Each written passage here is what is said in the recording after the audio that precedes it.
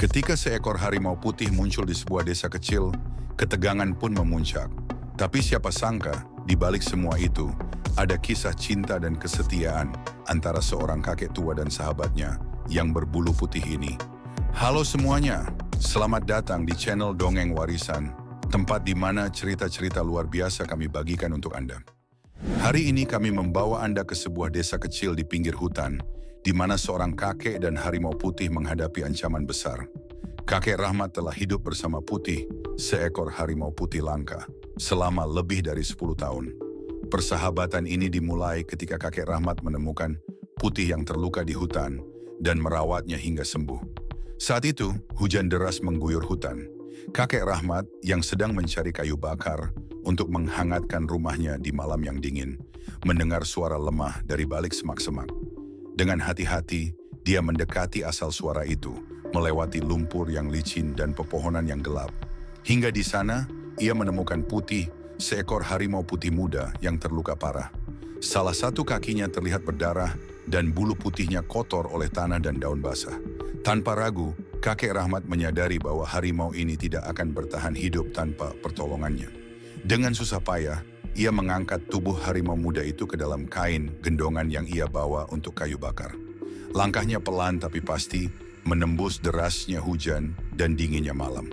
Sesampainya di rumah, kakek Rahmat menyiapkan tempat tidur darurat dari tikar dan selimut tua. Ia membersihkan luka harimau itu dengan air hangat, lalu membalutnya dengan perban seadanya. Malam itu ia tidak tidur, memastikan harimau itu tetap bernapas dengan tenang. Hari-hari berlalu dan kakek Rahmat dengan sabar merawat harimau putih itu. Ia mencarikan makanan, bahkan berbicara lembut untuk menenangkan makhluk liar yang ketakutan ini. Putih, nama yang kemudian diberikan oleh kakek Rahmat, mulai menunjukkan tanda-tanda pemulihan. Sebuah ikatan mulai terbentuk di antara mereka. Putih yang awalnya takut dan defensif, mulai mempercayai kakek Rahmat. Harimau itu bahkan mengikuti kakek Rahmat kemanapun dia pergi di sekitar rumah dan ladang kecilnya. Dalam beberapa bulan, Putih telah pulih sepenuhnya. Namun ia tidak kembali ke hutan. Harimau itu memilih tinggal bersama kakek Rahmat, menjadi penjaga sekaligus teman setia di masa tua pria itu. Hubungan mereka yang unik mulai menarik perhatian penduduk desa. Namun tidak semua orang di desa menyukai keberadaan Putih. Beberapa penduduk menganggap harimau ini sebagai ancaman, khawatir akan keselamatan mereka dan anak-anak mereka. Saya tahu mereka takut, tapi Putih tidak pernah menyakiti siapapun. Dia seperti keluarga bagi saya. Jejak kaki besar di sekitar ladang jagung memicu rasa takut di antara penduduk desa. Mereka percaya bahwa harimau itu akan menyerang kapan saja. Ketakutan itu meluas, membuat orang tua melarang anak-anak mereka bermain di luar rumah.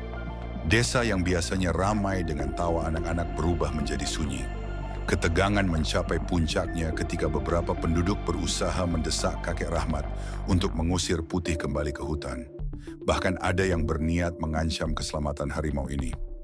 Dalam sebuah pertemuan darurat, warga mendesak kepala desa untuk menangkap dan mengusir Putih. Beberapa bahkan mengusulkan langkah yang lebih ekstrim, seperti memasang perangkap atau menggunakan racun. Bisikan rencana gelap mulai terdengar. Beberapa warga yang dipenuhi rasa takut memutuskan untuk bertindak sendiri tanpa persetujuan kepala desa.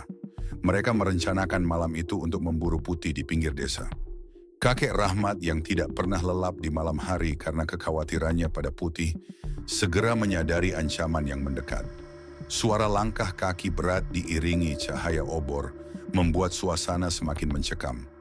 Di depan halaman rumahnya, kakek Rahmat berdiri tegar menghadapi warga yang membawa senjata seadanya.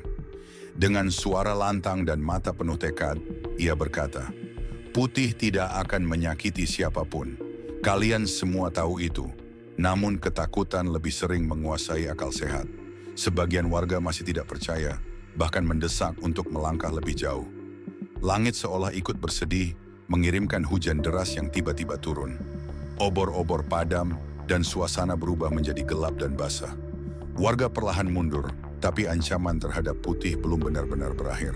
Segalanya berubah ketika Putih melakukan sesuatu yang luar biasa. Saat seorang anak kecil dari desa tersesat di hutan, Putih justru menjadi penyelamatnya. melacak jejak anak tersebut hingga menemukannya di tengah kegelapan hutan.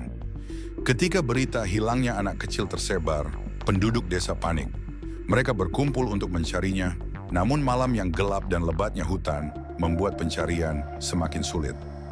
Di saat genting itulah Putih mengambil tindakan. Kakek Rahmat dengan keyakinan penuh pada Putih melepasnya untuk melacak jejak anak itu.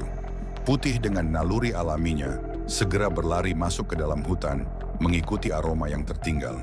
Tak butuh waktu lama, Putih menemukan anak kecil itu yang sedang menangis di bawah pohon besar. Dikelilingi oleh suara-suara malam yang menakutkan. Harimau putih itu mendekati anak tersebut dengan perlahan, memastikan ia tidak ketakutan. Dengan penuh ketenangan, Putih duduk di dekat anak itu, seperti penjaga setia yang melindungi dari bahaya. Tidak lama kemudian, rombongan penduduk yang dipimpin oleh kakek Rahmat tiba, dan mereka terkejut melihat Putih berdiri di sana, menjaga anak itu dengan penuh perhatian. Momen ini mengubah segalanya. Penduduk desa yang sebelumnya takut pada Putih mulai melihatnya dengan pandangan yang berbeda. Mereka menyadari bahwa harimau putih ini bukanlah ancaman, melainkan pelindung. Kakek Rahmat, kami datang untuk meminta maaf. Kami salah telah meragukan Anda dan Putih. Ternyata dia adalah penjaga yang melindungi desa kita, bukan ancaman. Saya memaafkan kalian. Saya tahu kalian hanya takut, tapi Putih tidak pernah bermaksud menyakiti siapapun. Dia hanya ingin melindungi tempat yang dianggapnya sebagai rumah. Kami sangat berterima kasih karena Putih telah menyelamatkan anak kami. Kami akan lebih menghargai hubungan kalian dan belajar untuk hidup berdampingan dengan alam. Sejak kejadian itu, hubungan antara Putih dan penduduk desa berubah total. Putih kini dianggap sebagai bagian dari komunitas, simbol harmoni antara manusia dan alam. Kisah kakek Rahmat dan Putih mengajarkan kita tentang pentingnya kasih sayang dan keberanian. Tidak hanya terhadap sesama manusia, tetapi juga terhadap makhluk hidup lainnya. Sebuah hubungan yang didasari cinta dan saling percaya dapat mengalahkan ketakutan dan kesalahpahaman. Bagaimana kisah ini menginspirasi kalian? Jangan lupa kita semua memiliki tanggung jawab untuk menjaga keseimbangan antara manusia dan alam. Beranilah untuk memahami sebelum menilai dan jadikan dunia ini tempat yang lebih baik bagi semua makhluk hidup. Kalau kalian suka dengan cerita ini, jangan lupa untuk like, komen, dan subscribe agar kalian tidak ketinggalan cerita-cerita menarik lainnya. Sampai jumpa di video berikutnya dan tetap jaga kebaikan dalam hati.